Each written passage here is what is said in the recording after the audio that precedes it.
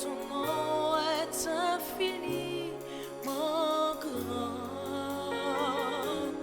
Ta majesté s'élève au-dessus des cieux, que ton nom est infiniment grand. Chantons-le ensemble. Ton nom est infiniment grand. Que ton nom est infiniment grand. Ta majesté s'élève au-dessus des cieux.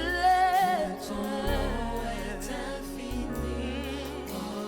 Nous voulons le déclarer encore haut et fort. Son nom est infini. Yeah. Son nom, Seigneur, ton nom, Seigneur, qui m'a sauvé. Ta majesté, alléluia, alléluia. Ton nom est infiniment. Oh, ton nom.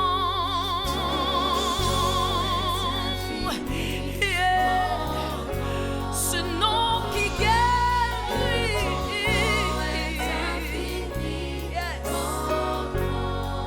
Yes. Sa majesté s'élève. Alléluia, alléluia.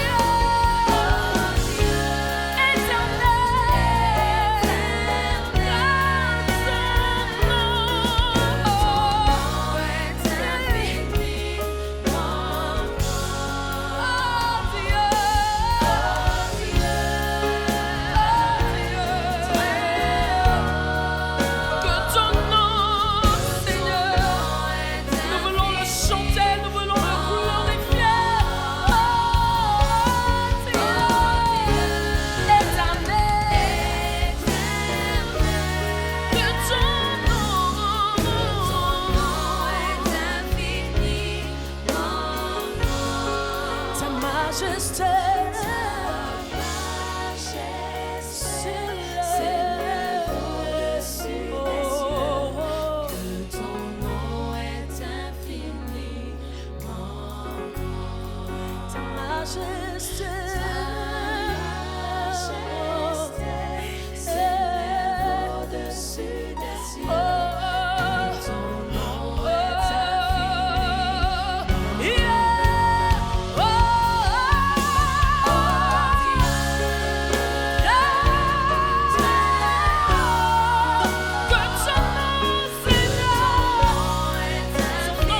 infiniment. Oh,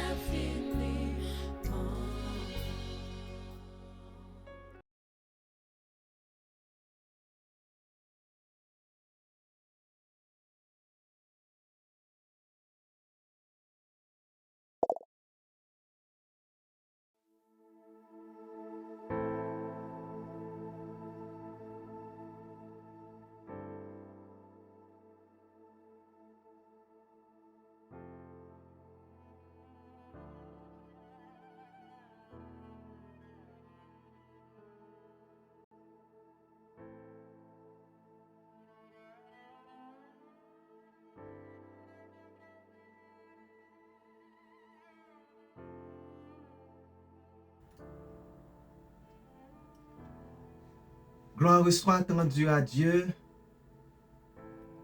pour nous en tant que ses enfants, pour nous en tant qu'héritiers du royaume. Vous et moi, nous connaissons que son nom est infiniment grand. Il est l'Éternel. Il est l'Éternel, le Créateur. De lui, nous avons notre origine. Si nous pouvons parler de nous-mêmes, nous devrions parler en fonction de notre origine, qui est le Seigneur lui-même, l'Éternel. Oui, son nom est infiniment grand. Voilà pourquoi l'apôtre Paul nous enseigne, si nous voulons nous vanter, nous devons nous vanter dans le Seigneur, c'est-à-dire à partir de ce que Dieu a fait, à partir de ce que Dieu a accompli dans notre vie, parce qu'en tant qu'humains, nous ne pouvons rien faire. Tout ce qui est fait, c'est parce que le Seigneur nous donne la capacité, c'est parce qu'il met en nous la capacité de faire et aussi le vouloir. Voilà la raison pour laquelle que nous pouvons faire, accomplir et exécuter de choses que les autres pouvons considérer comme extraordinaires. Donc chacun de nous, nous devons nous vanter dans le Seigneur, c'est-à-dire que la gloire lui soit rendue. Toute la gloire. Rien ne nous appartient, mais tout lui appartient. J'aimerais vous saluer en ces mots et j'aimerais prier avec vous avant que nous commencions avec cette instruction prophétique, comme vous savez. Et nous demandons à ce que le Seigneur soit des nôtres, soit qu'il fasse partie de cette instruction prophétique pour aujourd'hui. Prions ensemble. Papa, au nom de Jésus, nous te remercions, Seigneur. Nous t'acclamons et nous connaissons, Seigneur, tu dis que là, deux ou trois réunissent pour ton nom, tu es des nôtres, Seigneur. Tu fais partie de cette réunion. Tu es là en esprit. Et puisque tu ne nous abandonnes jamais, tu es la personne la plus proche de nous dans toutes les situations. Donc nous te remercions du fait que tu vas participer avec nous, tu participes avec nous. Fais en sorte que les paroles que nous allons prononcer ne seront pas des paroles qui viendront de nous-mêmes, mais ce seront des paroles qui viendront directement de toi, Papa. Et que ton onction soit sur ces paroles, Seigneur. Touche nos cœurs, afin que nous soyons de bonne terre, Seigneur, pour que ces paroles puissent apporter beaucoup de fruits. Dans le nom de Jésus-Christ, notre Sauveur, notre Maître, nous t'en prions, Seigneur. Amen, amen, amen. Bienvenue à notre émission, à notre présentation prophétique, instruction prophétique présentée par Liberté pour les Nations. Nous sommes contents et nous voulons aussi remercier nos parents spirituels, les apôtres Moïse et Jessica Castillo. Ils nous donnent accès à leur plateforme pour que nous puissions présenter l'instruction prophétique. L'instruction prophétique, c'est quoi? Ce sont des messages, c'est la parole de Dieu qui vous est envoyée dans le sens, en tant qu'enfant de Dieu, en tant que citoyen étranger, citoyen qui vit dans ce monde, mais qui n'est pas de ce monde, que vous soyez aux aguets, que vous soyez bien informés des plans de Dieu et aussi de ce qui peut se passer ou ce qui va se passer sur cette terre pour que vous ne soyez pas perdus. C'est-à-dire, si vous êtes informé, si vous êtes avisé, quelle que soit la situation, vous serez une personne calme, vous ne serez pas hyper tendu, vous serez dans la joie, quelle que soit la situation, parce que vous êtes informé, vous connaissez qu'est-ce qui se passe et vous n'êtes pas une personne qui vit dans l'effroi, dans la peur et dans toutes sortes de misères, peut-être psychologiques, émotionnelles, et le diable ne pourra pas infliger sur vous tous ces instruments. Donc vous serez une personne qui habite sur terre, mais qui vit avec Jésus-Christ dans le ciel de gloire et de félicité éternelle. Voilà pourquoi nous vous apportons ces instructions prophétiques. Vous savez, et depuis la semaine dernière, plusieurs semaines de cela, nous commençons avec une nouvelle série qui est « Voir au-delà des ténèbres ». voir au-delà des ténèbres. Et cette série augmentera notre foi. Cette série doit augmenter notre foi, notre espérance aussi en Dieu. Donc, foi et espérance en Dieu, cette série vous l'apporte pour que ces choses-là, où la foi et l'espérance soient augmentées. Et cela nous permettra de continuer à croire que notre Seigneur, notre Dieu travaille. Et ceci même si nous ne le voyons pas. Parce que des fois dans notre situation, quand nous recevons des attaques du diable, quand nous sommes dans des situations que nous pouvons considérer comme problèmes, nous allons dire ou nous pouvons penser que pourquoi le Seigneur nous abandonne? Pourquoi le Seigneur semble-t-il très loin? Mais nous devrions comprendre que s'il y a une personne qui est plus près de nous, s'il y a une personne qui est plus près de nous, ce n'est autre que le Seigneur Jésus-Christ lui-même, notre Dieu. Il est plus près de nous. Je vais vous dire pourquoi. Si vous dormez et que vous faites un cauchemar, ok? Si votre femme ou votre mari couche à côté de vous ou à côté de toi, donc vous ne pourrez pas appeler leur nom pour recevoir la délivrance, pour sortir de votre cauchemar. Et ce cauchemar pourrait être peut-être dans votre vie économique, financière, dans votre vie sociale, dans votre vie, je dirais, psychologique, toutes les façons, Dieu est plus proche de vous. C'est une chose que nous devons considérer en tant qu'enfants de Dieu. Et la parole nous apprendra sans cesse que Dieu travaille à notre faveur. Il agit toujours à notre faveur. Donc nous devons enseigner aux gens qui sont autour de nous, qui nous entourent, la foi et l'espérance. La foi et l'espérance. Et c'est la foi et l'espérance qui va permettre à ces gens-là ou à l'Église de garder la joie, d'être toujours en joie. Bien qu'il y aurait pas mal de situations, tribulations, souffrances, persécutions, mais dès que nous avons la foi et l'espérance, notre joie sera intacte. Notre joie sera intacte. Et aujourd'hui, le thème que nous allons vous présenter, c'est comme un outil, c'est comme une façon de voyager.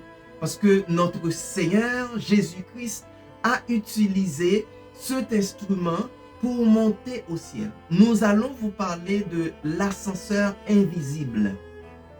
L'ascenseur invisible. Alors, vous et moi, nous utilisons des ascenseurs. Vous et moi, nous utilisons des ascenseurs pour monter dans des édifices à plusieurs étages.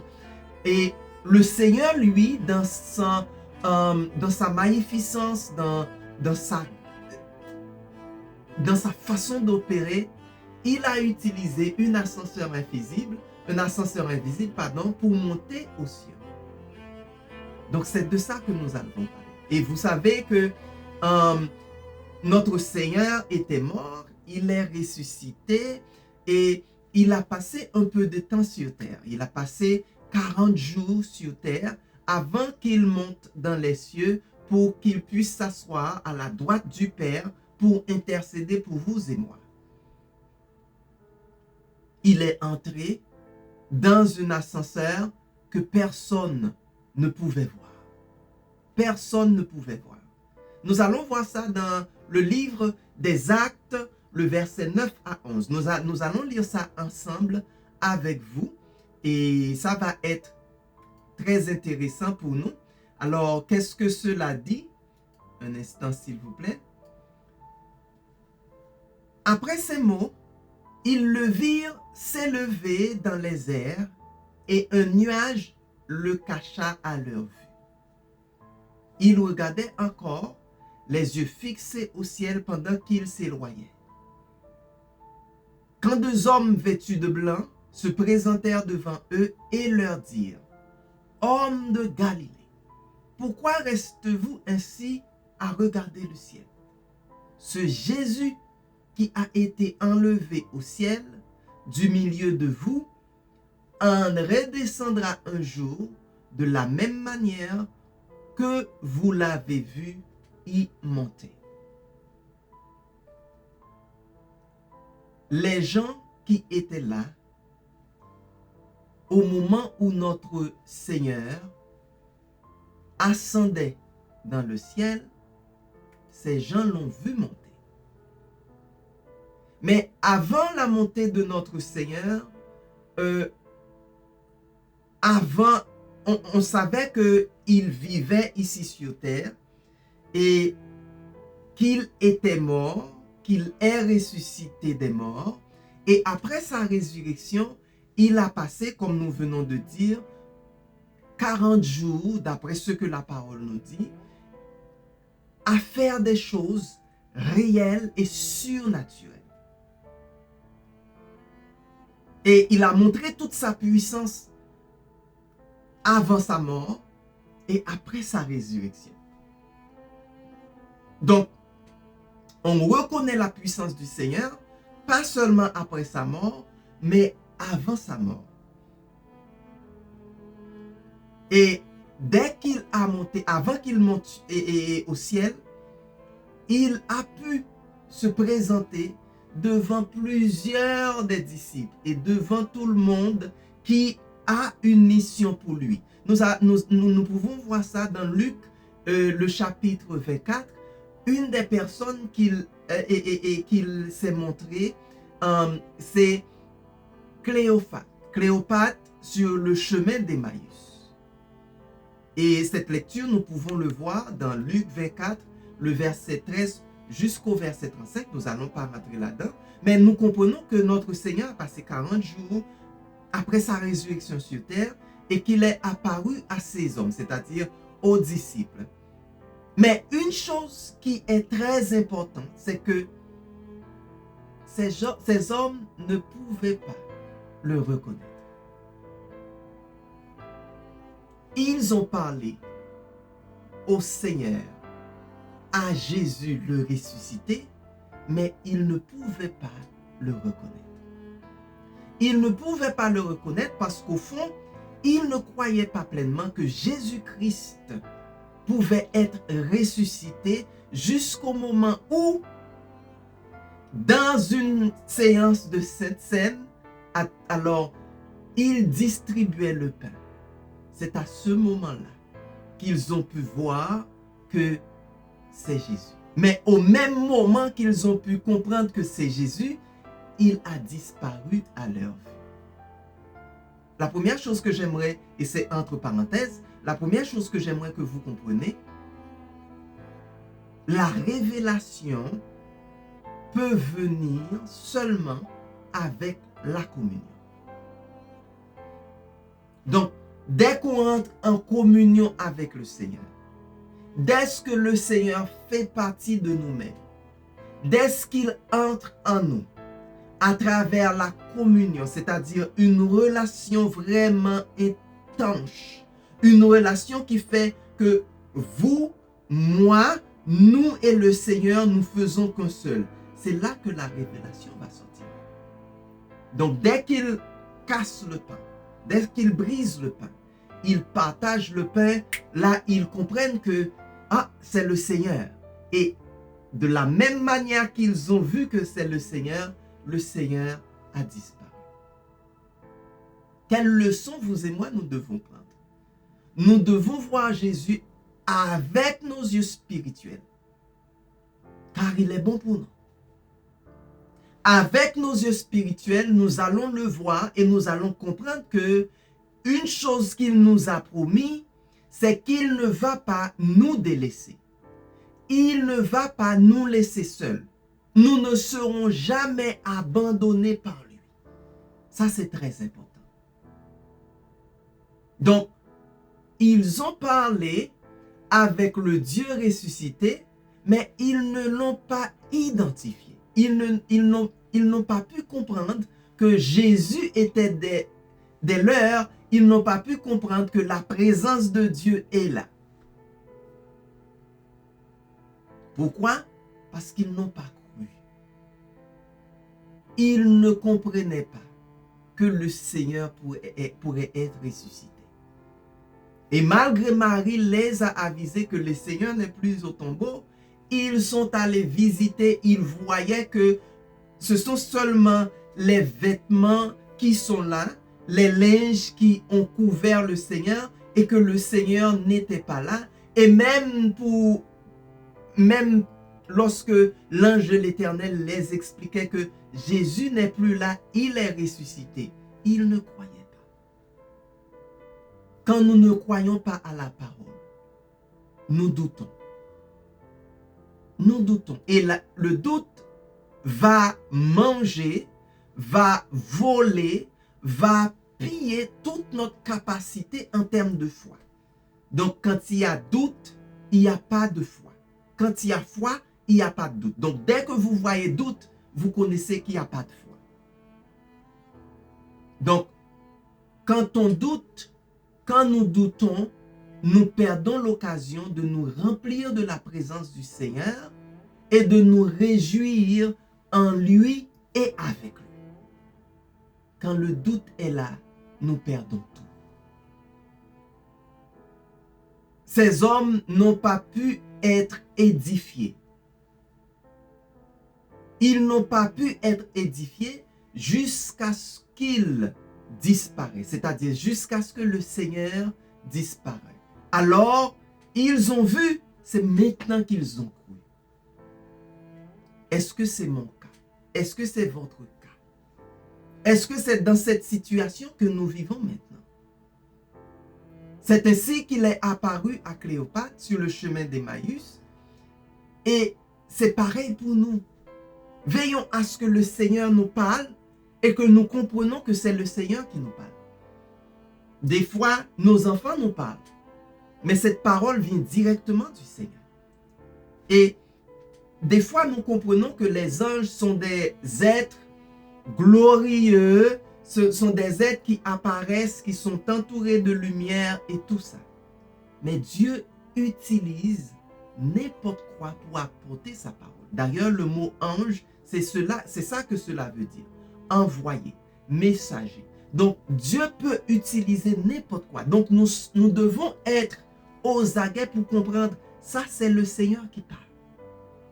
Ça c'est la parole de Dieu. Ça oui, il se peut que c'est une personne qui n'est pas nantie, qui est mal chaussée, mal habillée, mais qui parle à nous et que c'est le Seigneur qui parle à travers cette personne. Oui, nous pouvons être à côté de la rivière et que l'Esprit de Dieu nous parle. Oui, nous pouvons être peut-être à côté de quelque chose, peut-être un objet inerte, parce que le Seigneur nous dit que si on reste avec la bouche fermée, si ces gens-là ne parlent pas, les pierres vont commencer à parler. Bon, même l'inerte peut parler. Donc nous devons comprendre que le Seigneur, dans sa gloire, dans son amour, il va nous communiquer. Et il est là dans notre vie, il est là, il participe dans toutes choses dans notre vie, à chaque instant dans notre vie, à chaque instant, chaque minute, chaque seconde. Et pour nous, c'est une merveille. C'est la gloire de Dieu. C'est Dieu qui parle en nous. Ça, c'est quelque chose que vous et moi, nous devons comprendre. Nous devons comprendre cela. Parce que c'est à partir de cela que nous allons voir les merveilles, la gloire de Dieu.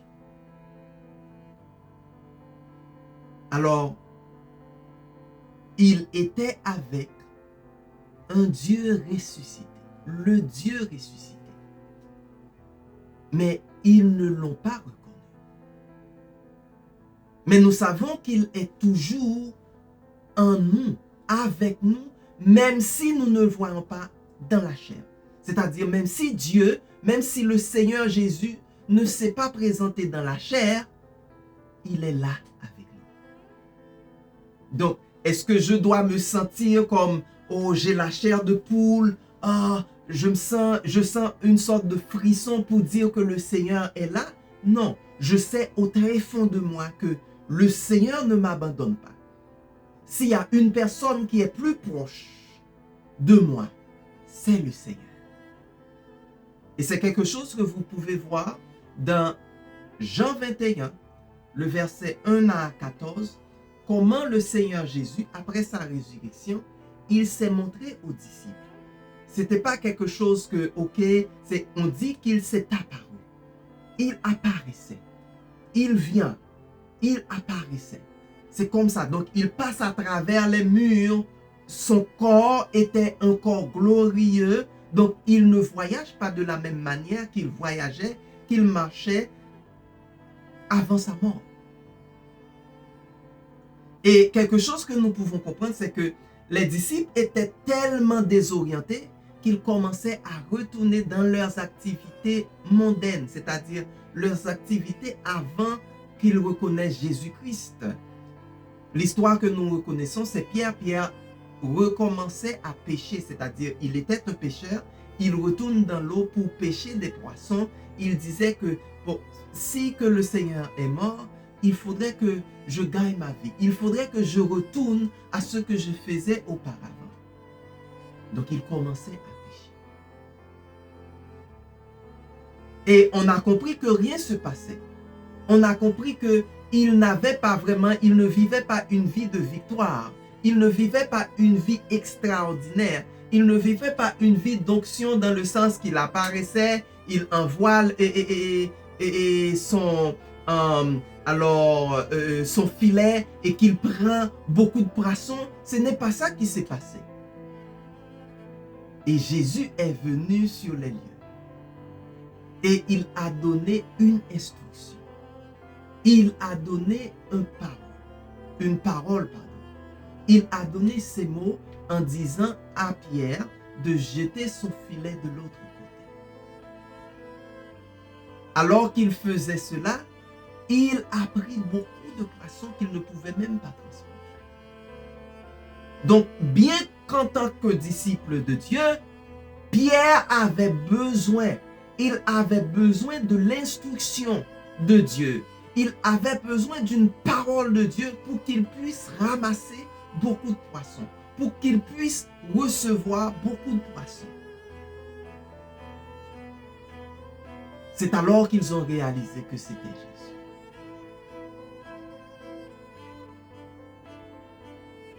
En peu de mots, ils connaissaient une vie différente.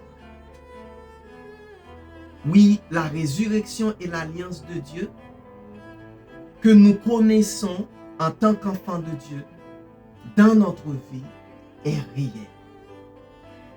Parce que l'alliance va apporter des instructions. L'alliance va apporter une parole. L'alliance va apporter des révélations. Et c'est sur ces révélations-là que les enfants de Dieu, les enfants du monde ou les enfants de ce monde, la créature ou la création va attendre de nous cette révélation-là pour que la créature ou que la création puisse jouir de la gloire de Dieu. Jésus a demandé quelque chose à manger en ce temps-là. Et on lui avait dit qu'on n'avait rien. C'est quelque chose que Dieu disait. Et qu'ils ne nous manqueront pas de nourriture. Ce qu'il doit faire, c'est faire venir plus d'hommes. Faire venir des hommes. Ils sont devenus ces hommes-là qui ont entendu la parole de Dieu et qui ont reçu la parole de Dieu. Ils sont devenus des porte-paroles. Des porte-paroles du Seigneur dans le monde.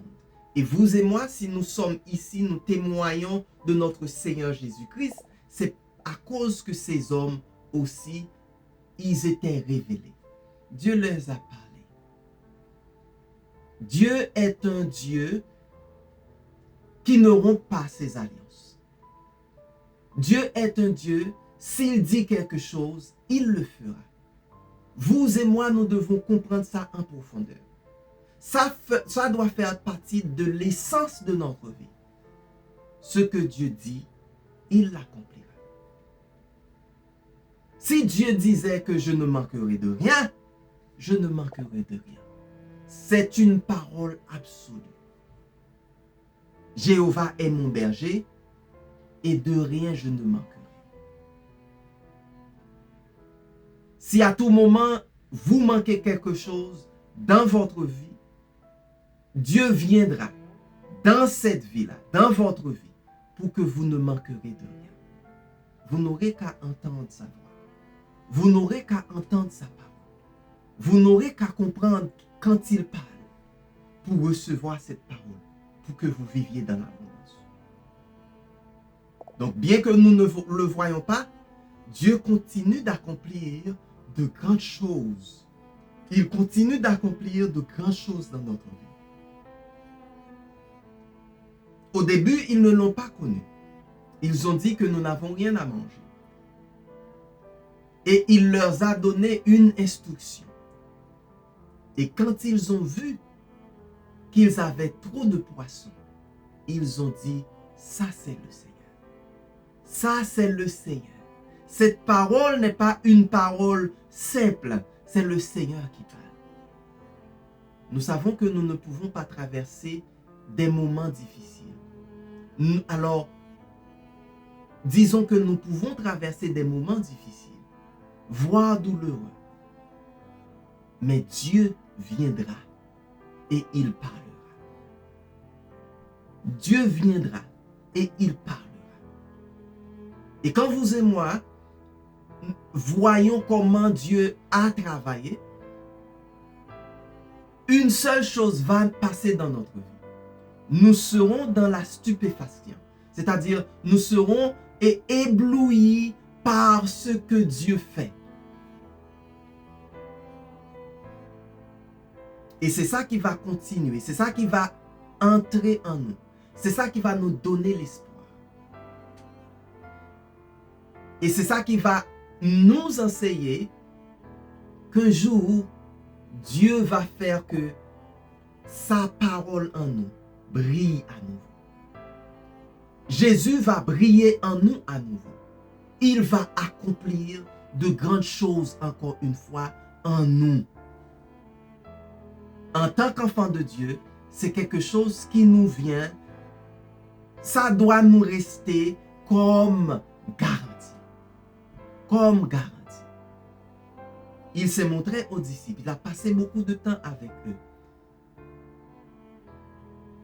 Et c'est un moyen pour lui de témoigner ou de les montrer que un instant, vous ne serez jamais seul. Je serai toujours là avec vous. Vous ne serez jamais abandonné.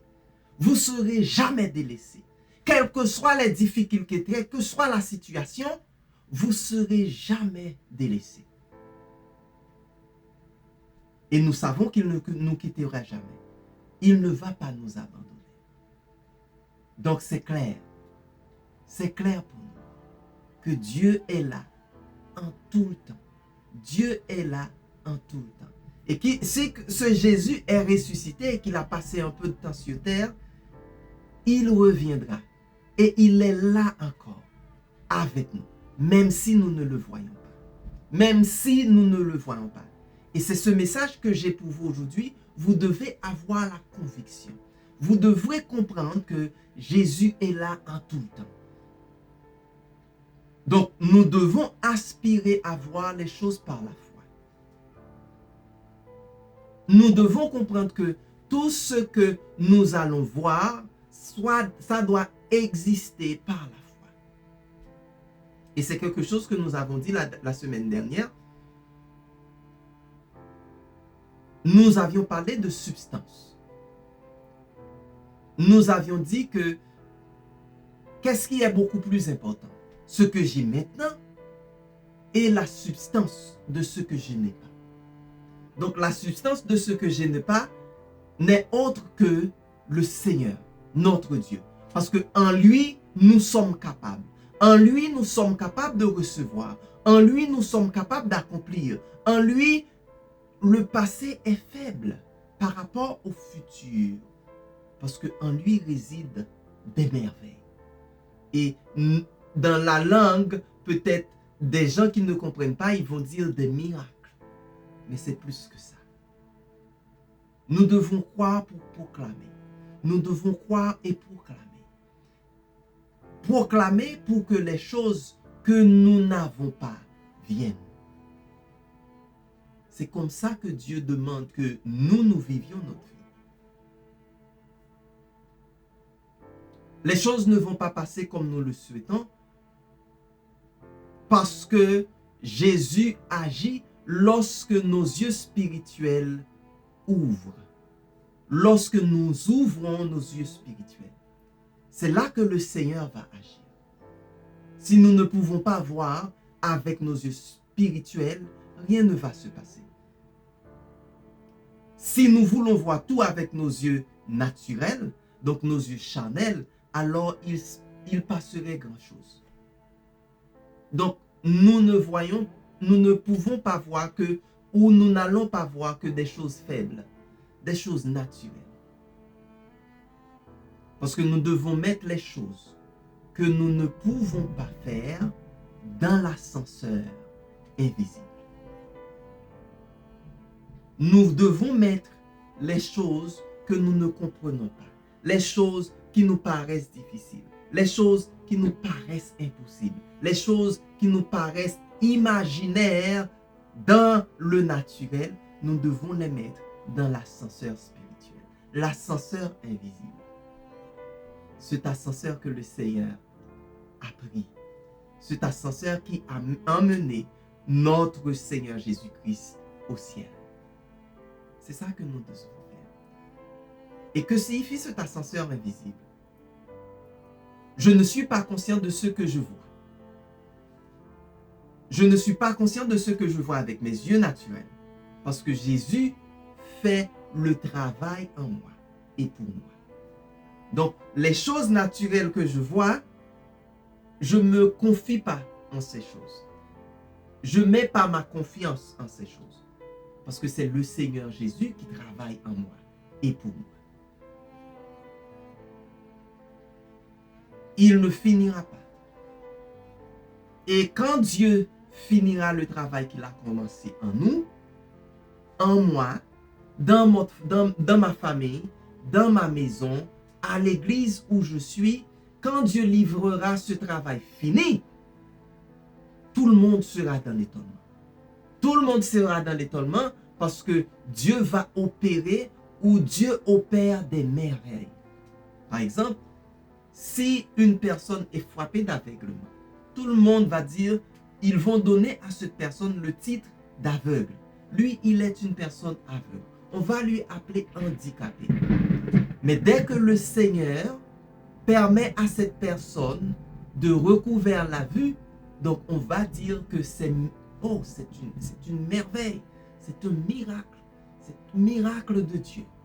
C'est comme ça qu'on va appeler cette réaction. Mais vous et moi, nous connaissons que Dieu doit opérer dans notre vie pour que le monde soit dans la stupéfaction, pour que le monde ne puisse pas comprendre, pour que nous puissions aller de gloire en gloire. Dieu doit opérer pour nous. Nous devons comprendre que Dieu ne cesse pas de faire. Ce Dieu a utilisé cet ascenseur invisible pour faire monter notre Sauveur au ciel de gloire. Maintenant, je dois mettre tout ce que je suis, tout ce que j'ai dans cet ascenseur invisible. Et cet ascenseur invisible, dès que je dépose tout qui m'appartient en cet ascenseur, ça va augmenter la foi. Ça va faire en sorte que ma foi puisse grandir. Parce que je les remets dans la main du Seigneur. Donc, mettez la foi pour avancer, pour faire avancer les choses. Et il est temps d'agir avec foi. Ce sont des temps compliqués dans lesquels vous et moi nous vivons. Ce sont des temps vraiment difficiles. Si vous êtes une personne qui regarde la télé, si vous êtes une personne qui consulte les réseaux sociaux en ce moment, vous vous rendez compte que le mal s'est multiplié. Vous vous rendez compte qu'il y a pas mal de turbulences sur toute la planète. Si ce n'est pas désastre naturel, ce sont des choses cruelles, si c'est pas des choses cruelles, il y a pas mal de choses qui arrivent. Impudicité, corruption de toutes sortes, on ne comprend pas qu'est-ce qui se passe. Mais nous savons aussi qu'il est justement temps d'avoir la foi, d'agir avec la foi, de penser avec la foi, de faire plaisir au Seigneur avec notre foi. C'est le temps. Le Seigneur dit, là où le mal demeure, là aussi la grâce abonde. Et que la grâce de Dieu sur vous, sur moi, prend soin de nous, prend soin de tout ce qui nous concerne, que la grâce de Dieu prend soin. Et c'est quelque chose que nous devons comprendre. Et si nous regardons dans le psaume 139, le verset 14, je vais le mettre pour vous sur l'écran. Qu'est-ce que ça nous dit? Je te loue d'avoir fait de moi une créature merveilleuse. Tu fais des merveilles. Tu fais des merveilles.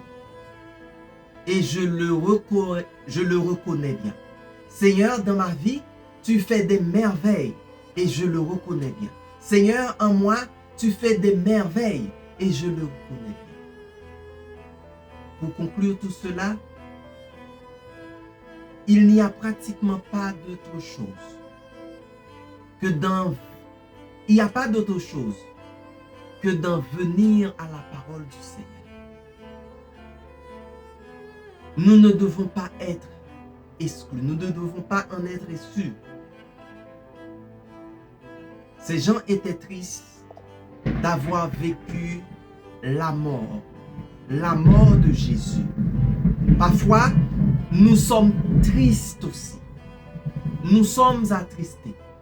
Et le Seigneur dit qu'il doit passer. Alors ces gens, nous devons passer à travers des choses pour former notre caractère. Pour former notre caractère en ce qui concerne notre salut. Et c'est ça qui nous ouvre les yeux. Dieu veut que la foi ne diminue pas. Au contraire, notre foi doit augmenter comme Pierre. Notre foi doit augmenter à travers la situation, à travers notre disette, notre foi doit augmenter. Plusieurs fois, nous sommes comme Pierre jusqu'à ce que Dieu nous dise, il nous dise de jeter le filet. Il nous dit de jeter les filets. Si nous pouvons reconnaître le Seigneur comme le seul qui peut nous aider à travers toutes les situations, même si nous ne le voyons pas, nous croyons qu'il fait en nous ce travail merveilleux. Et c'est ça qui peut faire grandir notre foi. C'est ça qui peut faire grandir notre foi. C'est ça qui peut nous apporter dans la plénitude. C'est ça qui va faire la manifestation du salut dans notre vie. C'est ça qui va faire en sorte que nous voyons au jour le jour la gloire de Dieu dans notre vie. C'est le message que j'ai pour vous. Mettez dans l'ascenseur spirituel. Mettez dans l'ascenseur invisible tout ce qui vous concerne. Remettez-les à Dieu.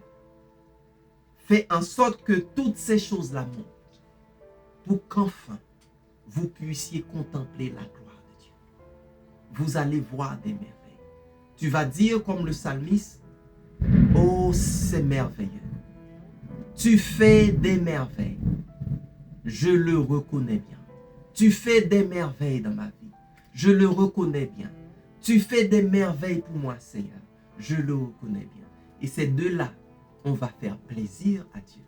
Parce que tout ce que nous avons, toute notre compréhension va être une compréhension qui est basée sur la parole de Dieu, qui est basée sur la foi.